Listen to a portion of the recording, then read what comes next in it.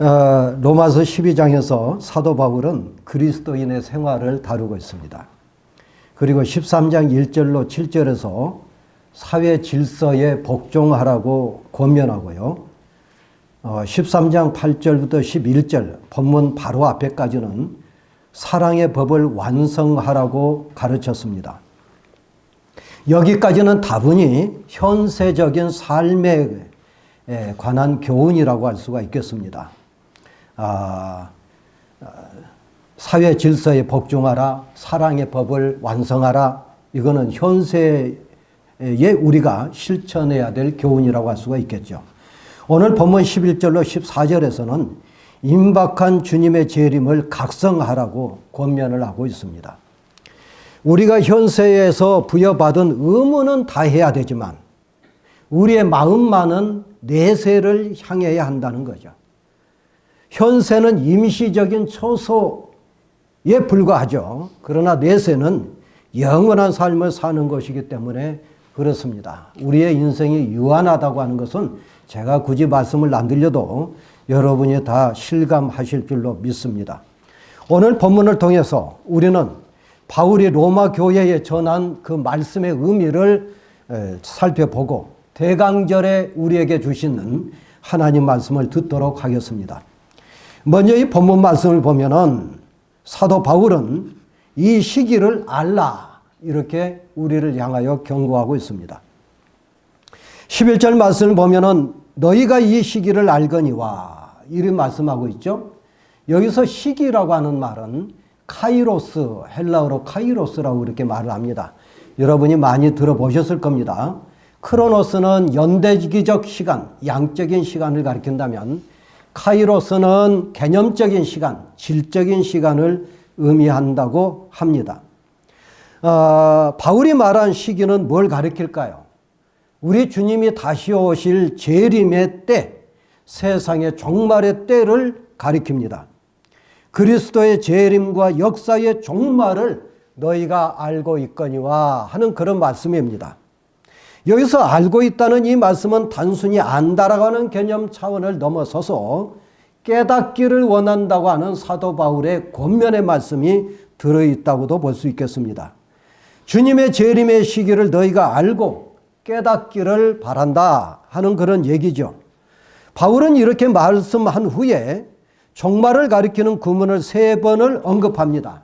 11절 말씀 보면은 자다가 깰 때가 되었다. 종말에 관한 말씀이죠. 또 11절 하반절에 보면은 구원이 처음 믿을 때보다 가까워졌다. 이것도 종말에 관한 말씀입니다. 12절을 보면은 밤이 깊고 낮이 가까웠다. 이렇게 말씀한 것도 종말에 관한 말씀이라고 볼 수가 있겠습니다. 이 말씀을 하나하나 좀 음미해 보겠는데요. 먼저 자다가 깰 때가 되었다 하는 이 말씀 생각해 봅시다. 잠이라고 하는 말씀은 뭘까요? 생리적인 현상에서 쉬는 것을 가리키죠. 문학에서는 이 잠이라고 하는 것을 죽음으로 그렇게 상징합니다. 신앙에서도 역시 죽음을 상징한다고 보는데요. 특별히 영적인 죽음을 가리킨다. 이렇게 볼 수 있습니다. 영적인 죽음이라고 하는 것은 뭘 가리킬까요? 육신의 일에 너무 도취돼 가지고 신령한 일에는 무관심한 것, 잊어버린 상태, 그걸 가리켜서 영적인 죽음이라고 말씀을 드릴 수가 있습니다. 그러면 깸이라고 하는 것은 뭘까요? 잠이 생리적인 쉼이라고 한다면 깸은 우리의 몸이 활동하는 것을 가리킵니다.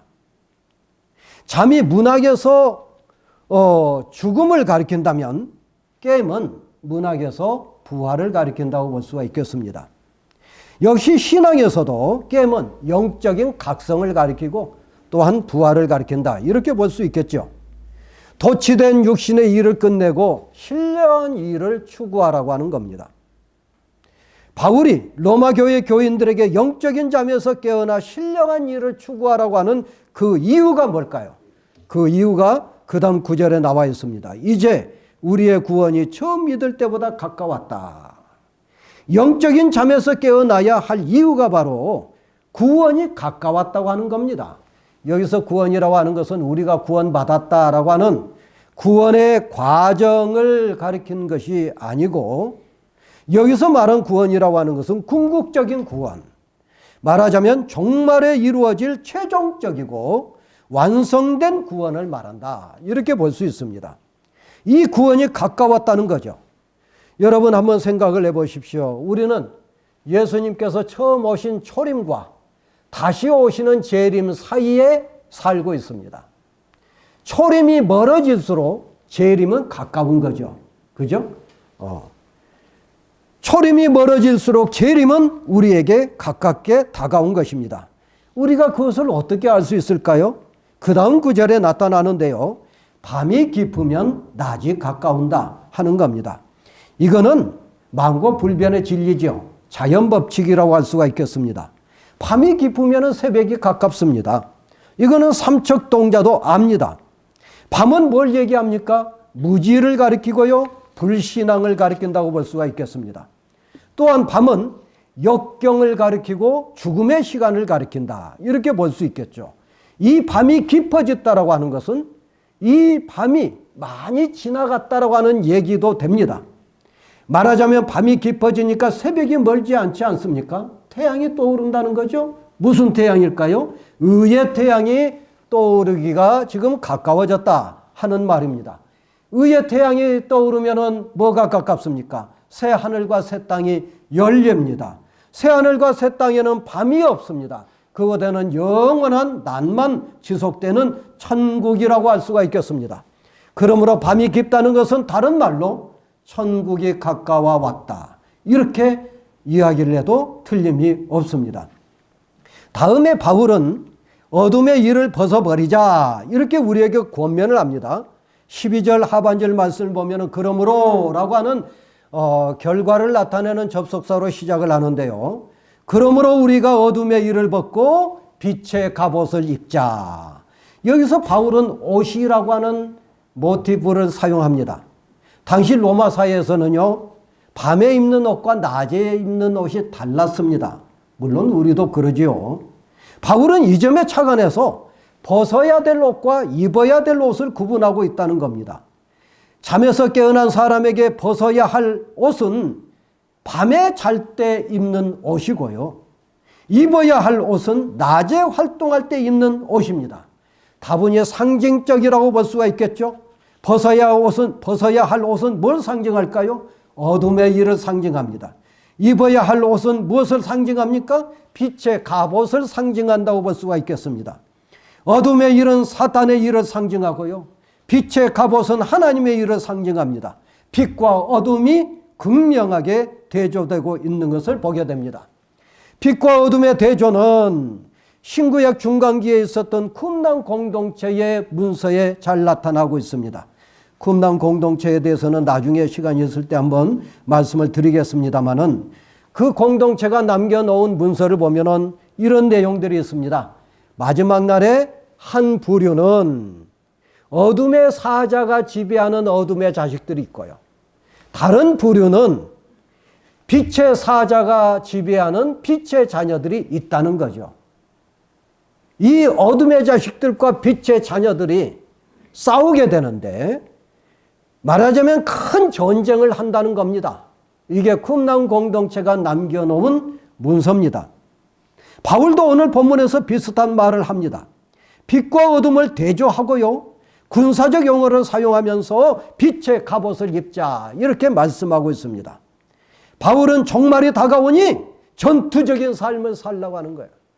종말이 다가오면은 밤이 깊고, 밤이 깊으면은 역경과 죽음의 시간이 더 처절하게 확산되고 있기 때문에 전투적인 삶을 살라고 로마 교회 교인들에게 권면하고 있는 것입니다.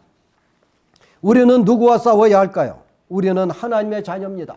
하나님의 자녀는 사단의 자녀들과 싸워야 되겠죠? 사단과 싸워야 됩니다. 우리는 빛의 자녀입니다. 누구와 싸워야 됩니까? 어둠의 자녀들과 싸워야 되고 어둠의 일을 물리쳐야 됩니다. 사단이 조장하는 어둠의 일은 방탕입니다. 사단이 조장하는 어두운 일은 술 취하는 것입니다. 음란과 호색입니다. 다툼과 시기입니다. 방탕과 술 취하는 것, 방탕하면 술 취하게 되어 있습니다. 술 취하면 방탕하게 되어 있습니다. 이거는 하나의 쌍을 이루고 있는 단어인 것을 우리가 알 수가 있습니다. 바울 당시 로마 시대 때는 유교가 지배하는 시대였습니다. 여러분 예를 들어 볼까요? 방탕이라고 하는 이 말의 헬라어는 코스라고 하는 단어인데요.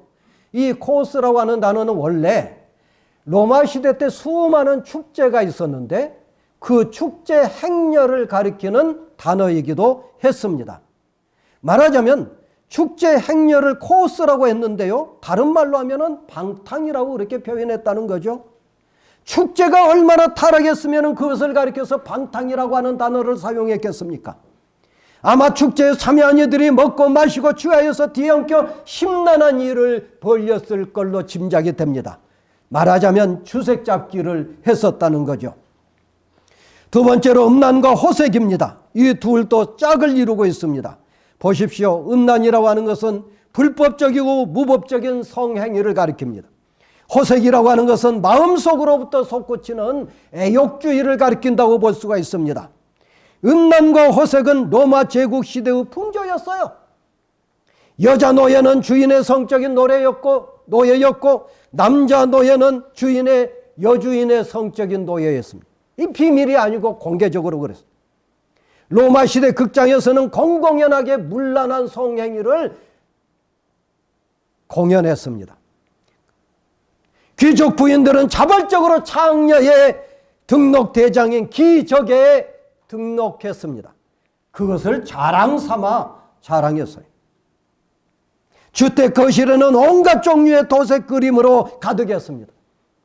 이런 것은 로마 시대의 도시였던 폼페이 유적지에서 우리가 얼마든지 확인할 수가 있습니다. 이게 바로 우리가 물리쳐야 될 어둠의 일이라고 하는 것을 가르쳐주고 있습니다. 세 번째는 다툼과 시기입니다. 이 둘도 짝을 이룹니다. 문란한 사회에서 사람들은 다투고 시기할 수밖에 없습니다. 이건 필연입니다. 세상이 문란하니 다툴 수밖에 없죠. 시기할 수밖에 없습니다. 다툼은 타인에게 드러낸 격렬한 감정을 가리킨다고 볼 수 있죠. 누구든지 타인을 향하는 격렬한 감정을 억누르거나 잠재우지 못하면 다툴 수밖에 없습니다. 그 다툼의 원인은 시기입니다. 시기하기 때문에 다툰 거죠. 사돈이 논사면 배가 아프다. 이게 시기라고 하는 말을 잘 설명해 주는 말이 아닌가 싶습니다. 왜 사돈이 논을 사면 배가 아플까요? 사돈보다 내가 더 낫다. 우월감과 교만 때문에 그런 겁니다. 이처럼 교만한 생각 때문에 다른 사람을 시기하고 다른 사람들과 함께 다투게 되는 거죠. 우리는 이 같은 어두운 일들을 벗어야 되겠습니다. 방탕하거나 술 취하지 말고 음란하거나 호색하지 말고 다투거나 시기하지 말아야 할 것을 사도 바울은 오늘 말씀을 통해서 우리에게 명령하고 있는 것입니다. 왜 그렇습니까? 우리는 낮에 속한 빛의 자녀이기 때문에 그렇습니다. 마지막으로 바울은 낮에와 같이 행하자 이렇게 말씀합니다. 낮에와 같이라고 하는 이 말씀을 가만히 보면 낮이 아니라고 하는 것을 우리가 알 수 있죠. 밤이 깊어간다고 하는 겁니다. 그렇지만 낮인 것처럼 살라고 하는 거예요. 아직 밤에 속해 있지만 이미 낮에 속한 사람처럼 살라. 아직 주님은 재림하지 않으셨지만 이미 종말에 사는 것처럼 살라 하는 거예요. 아직 새 하늘과 새 땅이 오지 않았지만 이미 새 하늘과 새 땅에 사는 사람처럼 살라 하는 것입니다. 이게 바로 바울의 교훈입니다. 어떻게 그럴 수가 있겠습니까? 세 가지로 말씀을 사도 바울은 하고 있습니다. 첫 번째, 단정히 행하라. 여기서 단정이라고 하는 말은 좋은이라고 하는 단어와 모양이라고 하는 단어의 합성명사, 좋은 모양. 단정하면 좋은 모양을 내는 것을 말합니다. 밤에는 누구든지 흐트러진 모습을 하고 잡니다. 잠에서 깨어나면 몸을 씻고 단장을 하지요. 머리끝부터 발끝까지 좋은 모양을 냅니다. 그게 단정히 행한 거예요. 낮에와 같이 단정히 행하라는 겁니다. 아직 밤이지만, 아직 깊은 밤이지만, 아직 어둠의 권세자가 지배하고 있지만, 그러나 낮에와 같이 단정히 행하라는 것입니다. 왜 그렇습니까? 우리는 빛의 자녀이기 때문에 그렇다는 겁니다. 어둠의 자녀가 아닙니다. 우리는 아직 땅에 속해 있어요. 그러나 빛의 자녀는 이미 하늘에서의 삶을 살아야 합니다. 우리가 아직 죄악에 젖어 있는 세상에서 살고 있어요. 그러나 빛의 자녀는 이미 천국에서 살아야 된다는 겁니다. 우리가 아직 죄악과 더불어 살고 있습니다. 그러나 빛의 자녀는 이미 새하늘과 새 땅을 누리라고 하는 말씀입니다. 이처럼 우리는 아직과 이미라고 하는 긴장 속에 있습니다. 이것을 가리켜서 어려운 말로 변증법적이라고 표현을 합니다. 아직 밤중이지만 이미 낮인 것처럼 살라. 아직 주님은 오시지 않으셨지만 지금 오시는 것처럼 종말론적인 삶을 살라고 하는 것입니다. 아직과 이미의 긴장 속에서 살라고 하는 것이죠. 어떻게 그렇게 살 수 있을까요? 예수 그리스도의 옷을 입으면 가능하다고 하는 것을 본문은 가르쳐 줍니다. 여기서도 바울은 옷 모티브를 사용합니다. 예수님께서 마치 오신 것처럼 예수 그리스도로 옷을 입으라 하는 겁니다. 칼빈이 이 말을 잘 설명해 줬습니다. 우리가 세례를 받음으로 죄와 함께 죽게 되고 우리가 세례를 받음으로 그리스도와 함께 부활에 참여한다는 거죠. 따라서 하나님의 형상, 아담이 깨트려버렸던 하나님의 형상을 회복시킬 수 있다는 겁니다. 그리하여 우리는 하나님의 자녀에게 주어진 성결의 의무를 다할 수 있는 상태가 된다고 칼빈은 그렇게 설명합니다. 그 상태를 가리켜서 오직 우리 주 예수 그리스도로 옷 입는 상태, 예수 그리스도로 옷 입는 상태가 성결의 의무를 다할 수 있는 상태, 그 상태라고 칼빈은 설명하고 있는 거죠. 어떤 사람은 이렇게 말씀을 드려도 이렇게 반문할 겁니다. 나는 예수 믿지 않는 사람이나 별반 다르지 않게 살아요. 내가 도통한 사람처럼 보이지도 않습니다. 내 얼굴에 광채가 나오지도 않다고요. 세상 사람들처럼 여전히 어둠에 젖어서 살고 있습니다. 그런데 어떻게 내가 하나님의 자녀로서 성결의 의무를 감당할 수 있겠습니까?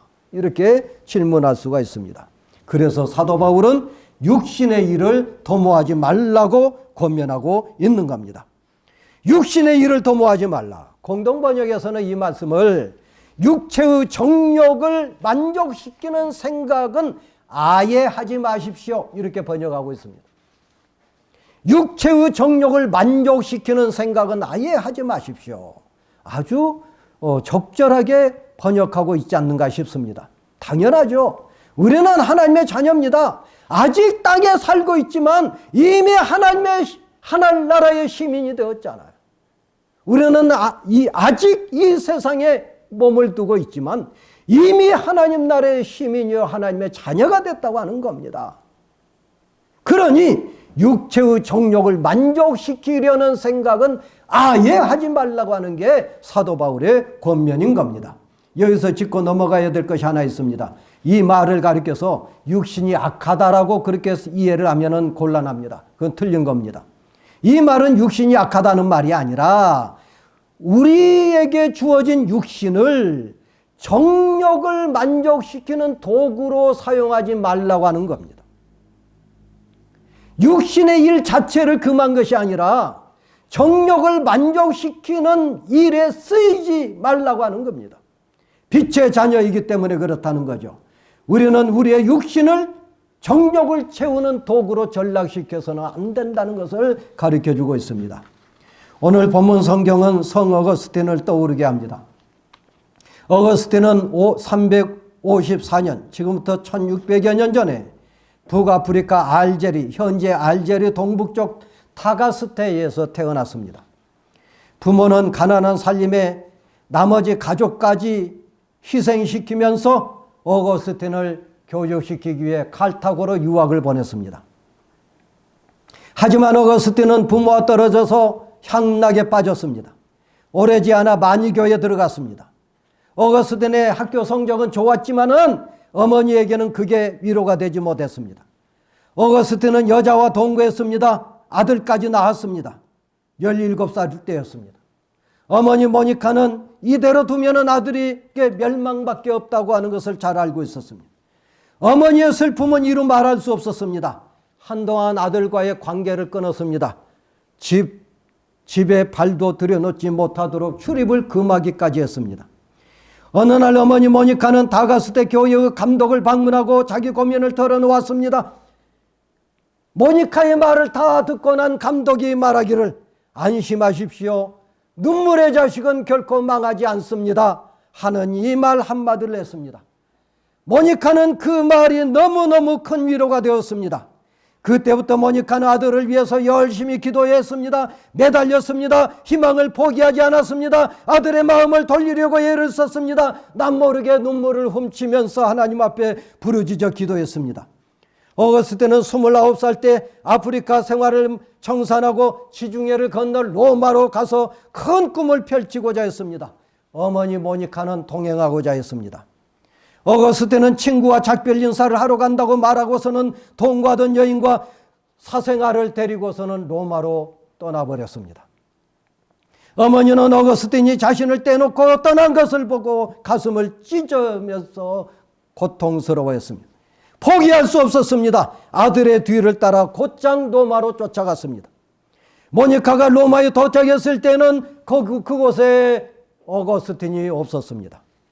수소문 끝에 어거스틴이 밀라노로 갔다고 하는 것을 확인했습니다. 모니카는 아들을 만나기 위해서 밀라노까지 쫓아갔습니다. 밀라노에는 당시 가장 존경받던 암브로시우스라고 하는 감독이 있었습니다.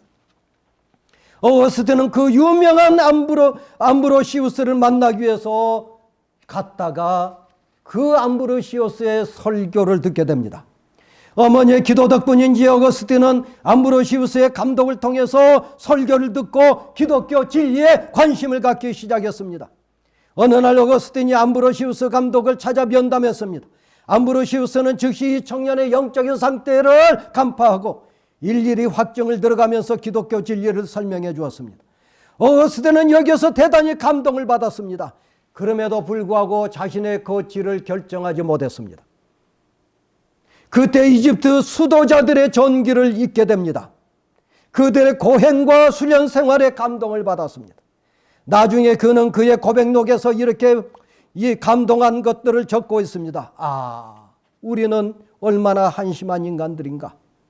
세상의 무식한 자들은 온 힘을 다해서 천국을 차지하려고 저렇게 애를 쓰는데, 학문이 있다고 하는 우리는 유격의 노예가 되어서 살다니 이 무슨 꼴이냐. 부끄러운 일이다. 부끄러운 일. 모니카의 강권으로 어거스틴은 동거하던 여자를 자기 고향으로 돌려보냈습니다. 그러나 그 이후에도 어거스틴은 다른 여자와 관계를 맺었습니다. 그러다가 어느 날 왜 나는 이 더러운 생활을 깨끗하게 끝내지 못하는가 애통하며 부르짖었습니다. 폭우 같은 눈물을 쏟으면서 회개를 했습니다. 그러다가 이웃집들에서 아이들이 떠들며 부르는 노래를 들었습니다. 집어서 읽어라, 집어서 읽어라. 이 노랫말은 어거스틴에게 천상의 소리로 들려졌습니다.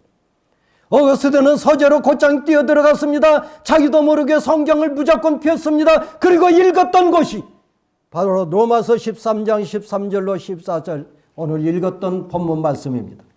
낮에와 같이 단정히 행하고 방탕하거나 술 취하지 말며 음란하거나 오색하지 말며 다투거나 시기하지 말고 오직 우리 주 예수 그리스도로 옷을 입고 정욕을 위하여 육신의 일을 도모하지 말라.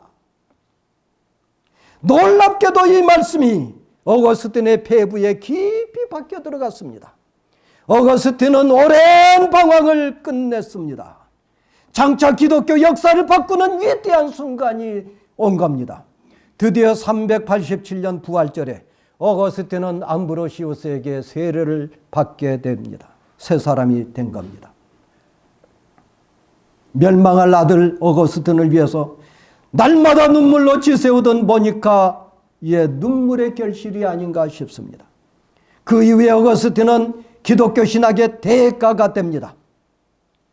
하버드대학교, 미국 하버드대학교 철학자, 과정 철학의 대가인 화이트헤드 교수가 말하기를 현대 모든 철학은 플라톤의 주석이고 현대 모든 신학은 어거스틴의 주석이라고 평가할 정도로 어거스틴은 기독교 신학의 초설을 낳는 거장이 된 것입니다.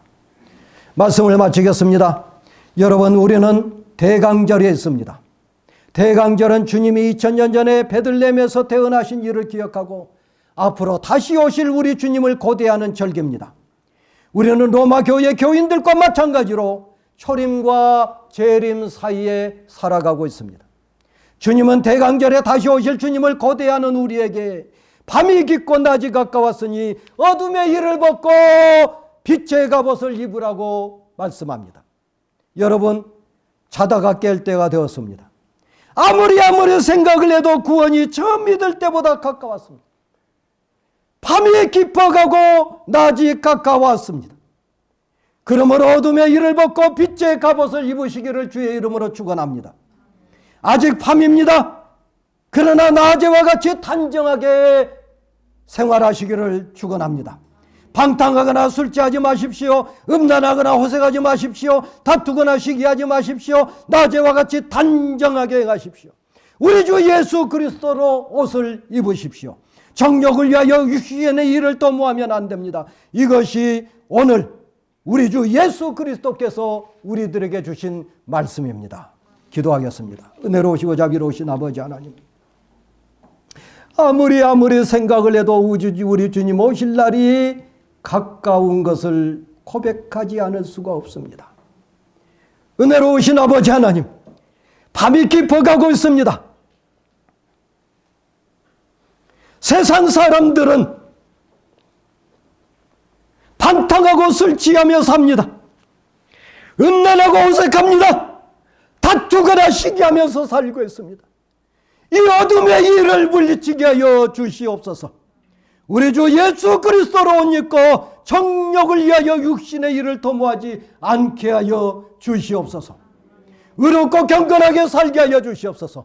세상 사람들이 멸망의 구렁텅이로 간다 하더라도 우리 평강교회 식구들만큼은 의롭고 경건하게 살아서 우리 주님께 인정받는 우리 모두가 되게 하여 주시옵소서. 예수님 이름으로 기도하옵나이다. 아멘.